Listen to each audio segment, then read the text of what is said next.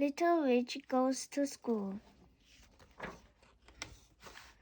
Little Witch was bored. There was nobody to play with except her cat Bow and her bat Scrubby, and they were bored too. Little Witch went into the kitchen. There was Mother Witch, making spaghetti and mouse balls. There is nobody to play with, Little Witch told Mother Witch. Everybody's starting school today except me. I'm bored. I miss my friends. Good, said Mother Witch. I like it when you complain. Go find Aunt Nasty and Aunt Grouchy. Maybe they can teach you to be mean. I'm not very good at being mean, said Little Witch.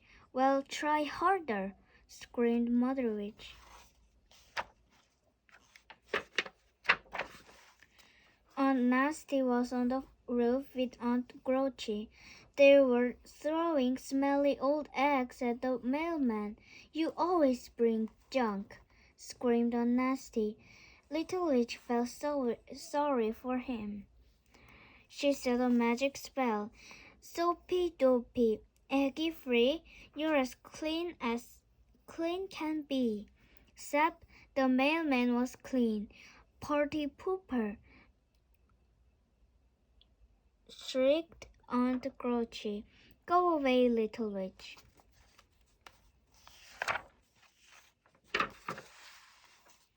Little Witch went back inside. Aunt Grouchy told me to go away. What can I do now, Mother Witch? Go find Cousin Dippy, said Mother Witch. She's always doing something stupid. Maybe you can help. Cousin Dippy was in the yard. The leaves are falling off the tree, so I'm taping them back on. Cousin Dippy doesn't understand about fall. Little Witch whispered to Bow. The leaves are supposed to fall off. Little Witch went into the kitchen again. Can I please go to school? She begged. She begged. No, and never say please, yelled Mother Witch. What if I promise to be good? Asked the Little Witch. You are already too good, screamed Mother Witch. Okay, said Little Witch quietly. What if I promise to be bad? Mother Witch looked up. Her witchy eyes twinkled. Deal, said Mother Witch. The next morning, Little Witch got ready for school. Aunt Grouchy and Aunt Nasty gave her a wormy apple for the teacher. Cousin Dippy gave her a box of crayons. Mother Witch gave her a lunchbox full of candy. This will help your teeth rot, she said. Remember to be bad, don't make any new friends, and don't learn anything. I'll try, Mother Witch, said Little Witch. See you later, everybody. When Little Witch got to school, she saw her friends, Millie, Sam, and Marcus. Here I am, said Little Witch. The teacher's name was Miss Brooks. She was shocked to see Little Witch in her classroom, but she was very polite. We have a new student today, she told the class. Can you tell her your names? One by one, everyone said their names. Why are you dressed as a witch, dear? Asked Miss Brooks. She was worried. She looked worried. Because I am a witch, said Little Witch proudly. But there are no real witches, said Miss Brooks. Oh, yes, there are, cried Millie. Show her, Little Witch. So Little Witch said a magic spell. Flipty-dipty witch's broom, watch me fly around this room. Whoosh! Little Witch flew around and around the classroom. Miss Brooks gasped. She had never seen a real witch before. "That's amazing!" cried Cherry. "Can you teach us to fly too?" "What?" shrieked Miss Brooks. "Don't worry," said Little Witch. I will take everyone for a ride after school. School is much more fun than flying." Miss Brooks was very relieved to hear that.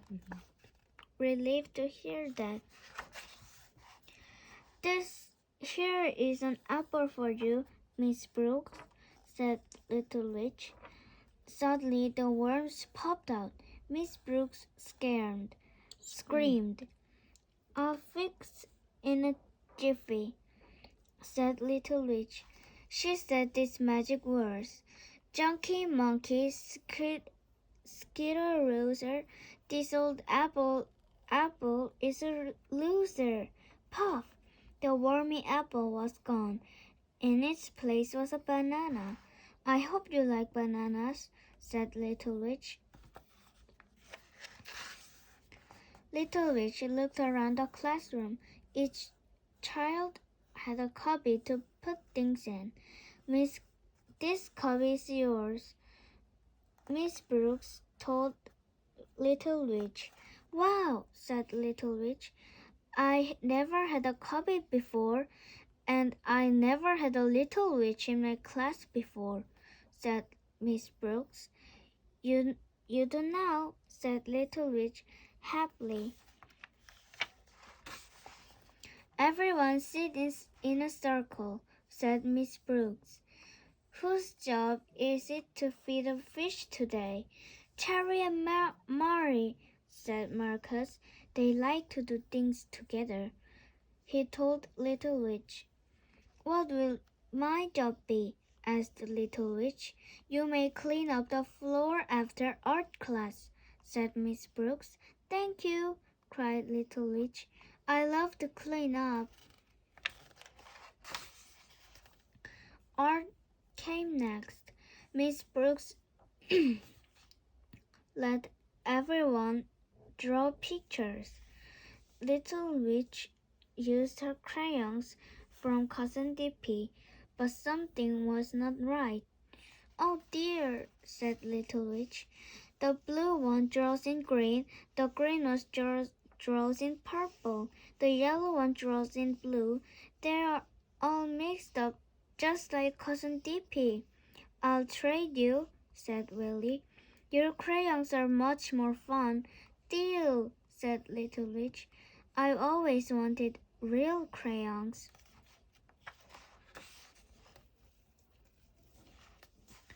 When it was time to clean up, Little Witch said some magic words.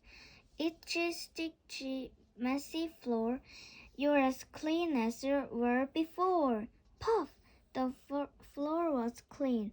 Everyone clapped, even Miss Brooks.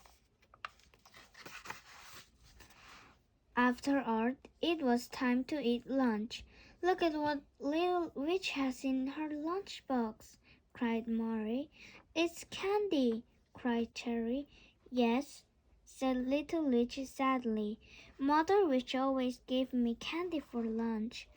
"Let's trade," said Cherry. "If you give us your candy, we will each give you half a sandwich." "Deal," said Little Witch happily. "I never get a sandwich for lunch." After lunch came recess. Miss Brooks let everyone play in the yard. Cherry and Mary and Willie and Walter shouted Little Witch how to play games. She had never played before. They played hopscotch and tag and hide and seek and Simon Says.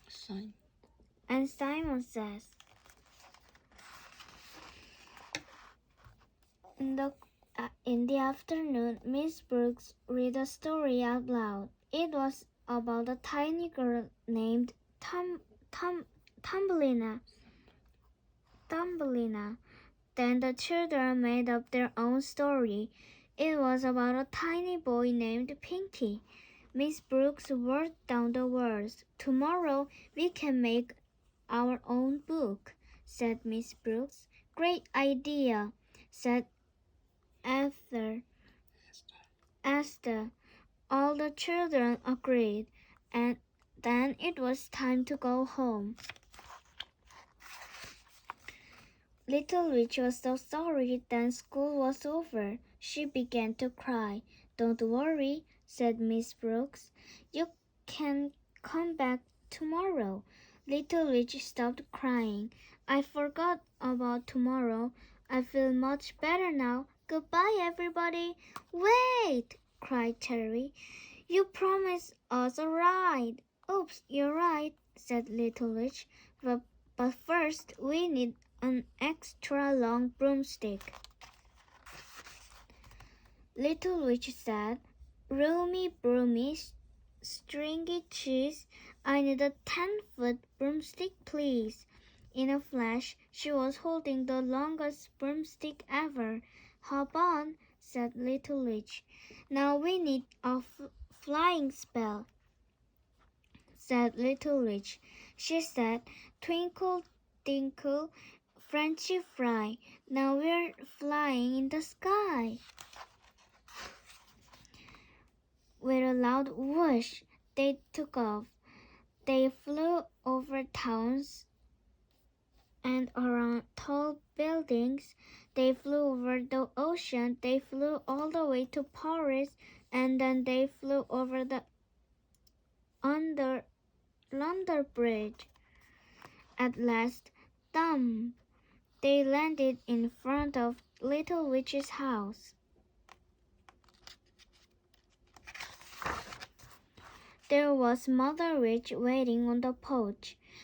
"Who are all these children?" said Mother Witch. "These are my friends from school," said Little Witch. "I told you not to make any friend," screamed Mother Witch. "Send them home and go to bed." Little Witch said a spell. "Snuggly, woggly, sleepy heads, zap my friend into their beds." Puff! Her friends were gone. Little Witch felt very sad. Puff! Mother Witch came into Little Witch's house. Room. Little Witch hid under the covers. "You broke your promise," said Mother Witch. "I know," said Little Witch. "It's bad to break a promise," said Mother Witch. "I know," said Little Witch. Then Mother Witch smiled and said, "You see, you were bad after all. I'm proud of you, Little Witch." Mother Witch hugged Little Witch. "Good night," said Mother Witch.